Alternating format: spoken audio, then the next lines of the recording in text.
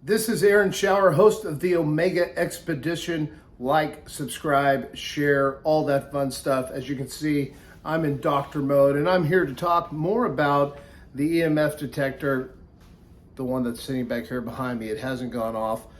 No ghosts in this area.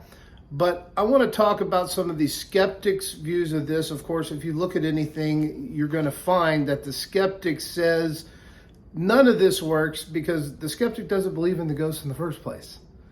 So you really don't have a dog in this fight unless you're just trying to argue. This is a judgment-free zone. If you watch the first video, you can go back to the unboxing of the EMF detector I bought behind me and watch that video if you choose. But in this episode, I'm just going to talk a little bit more about why are you using these when you're out ghost hunting, and then some of these skeptic investigators, or some people that the kind of I want to believe Fox Mulder types. I've got my alien here going on. Aliens. We got to aliens yet? We'll get there. That seems more expensive than the EMF detector to go find some aliens. But I'm going to talk a little bit about EMF. But remember, to me, the most important thing is the story and the person's personal beliefs and the effect that that had on their lives.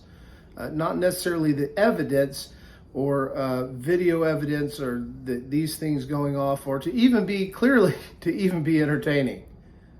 I put on a costume. So I'm going to go through a little bit of what a famous ghost hunter has to say, and then some other ghost hunters, and just some philosophical questions. In recent times, new theories have been developed which seem to suggest that many haunted locations have high levels of electromagnetic energy present. Some scientists have pointed to these energy fields as an explanation for all ghost sightings, and that comes from Ghost Hunting for Dummies. That's written by Bagans. He also says most common fields are around 60 hertz. It remains unknown whether paranormal energy is above or below this standard setting, which can make things difficult. And I would agree with that because if you don't know the spectrum in which these paranormal phenomena are supposed to occur, how can you properly use the instrument? And then this is just me talking. The use of any type of energy field detection asks that we assume ghosts are made up of the forces we experience and know in our non-ghost lives, in our real lives. That they experience gravity? Can they play with magnets? In this case, we're talking about electromagnetic energy. The problem for the believer is you really can't know that. The only beings that can would be those present in such an existence, in that realm, if you choose. Disregarding, and I'm not discounting. I don't want to discount anything near-death experiences. We don't know a lot of ghosts who have come back to report their findings, or even what it was like being a ghost for a few months on the other side. And a similar rebuke goes to the skeptic. You can't know these phenomena aren't made up of electromagnetic energy. Just like the believer can't know they are, you can't know they aren't. I don't think it's I do think it's a bad idea for any believer to invoke science during the discussion of the paranormal. It's okay to think of it more skeptically, to approach it more skeptically as an investigator, in my opinion, but saying that something is scientific is probably the wrong way to go about it. And of course, the skeptics have the power of bringing forth plenty of scientific evidence that certain methods used in ghost hunting aren't valid. For instance, I know enough about the science of camera optics to tell you most orbs are dust. But no matter what, I can never tell you that all dust isn't some sort of spirit, and that's the problem there. What about molecules and subatomic particles that make up the dust? Where do you stop? Are they some sort of spirit or something from the spirit realm? There's simply so much to not know about the afterlife and transcendence that any arguments will eventually boil down to these two things. I don't believe it, or I do believe it. Critics question, this is a long one, sorry, from Wikipedia to give another side. So this is actually coming from a skeptical investigator. Critics question ghost hunting's methodology, particularly its use of instrumentation, as there's no scientifically proven link between the existence of ghosts and cold spots or electromagnetic fields, what we're talking about here. According to skeptical investigator Joe Nickel, the typical ghost hunter is practicing pseudoscience.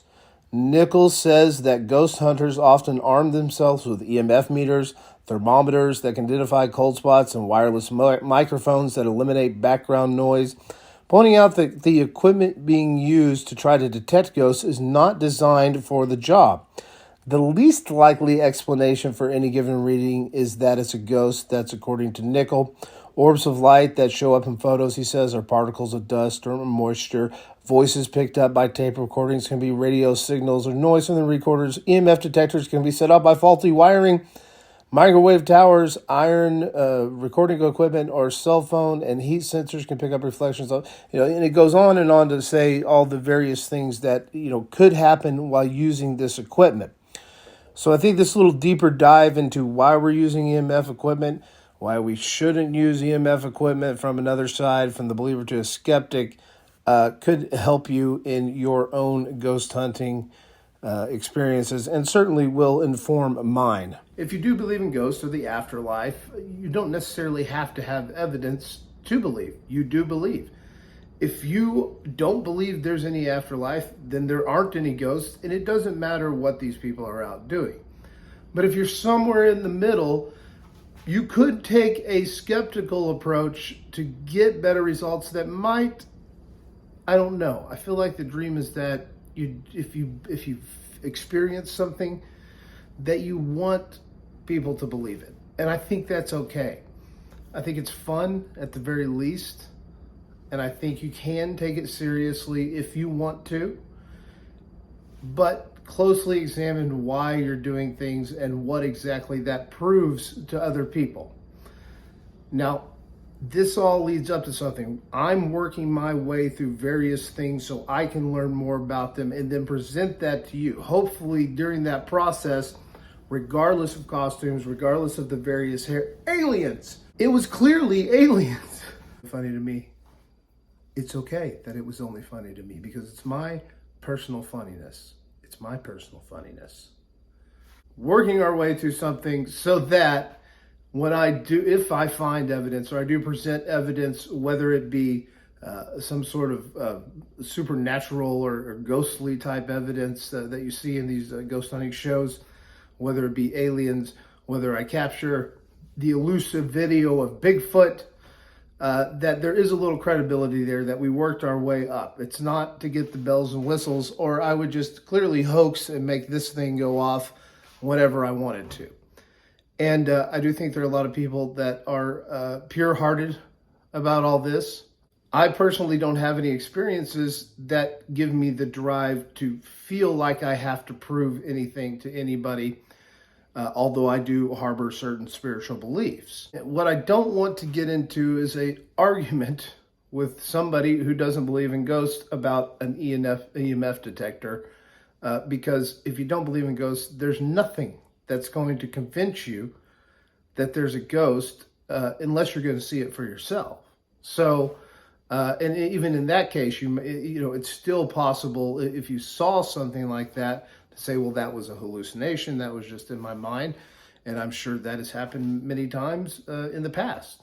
But it's important that we don't judge other people's beliefs. And, like I said in the first video, that's what we need more in this world. Whether we agree with them or not, and how detrimental that is to our way of life is how far you take it. I don't think jumping on somebody for these EMF detectors and EVPs and the other stuff that we'll be looking at in the future is worth wasting our anger over if we are a skeptic. And if you are a believer and they are a complete skeptic, I don't think it's worth wasting your time trying to convince them.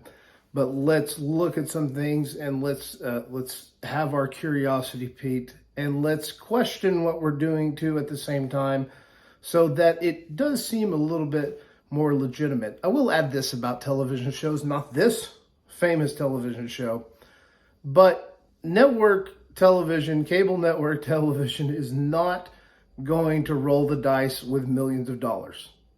They're not. It's a business.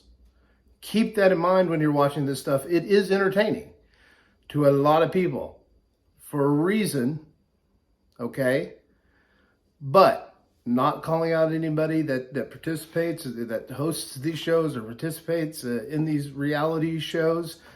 Just as a person, a viewer out there, keep that in mind. Again, it's those personal stories and what they mean to you. And please share those with me and tell me what you've seen. Eventually, we are working our way to where we can go out to a haunted place and see what happens. And I'm open to having an experience myself. Again, this is Aaron Shower, Dr. Aaron Shower, Aliens, the Omega Expedition. Like, share, subscribe. Until next time.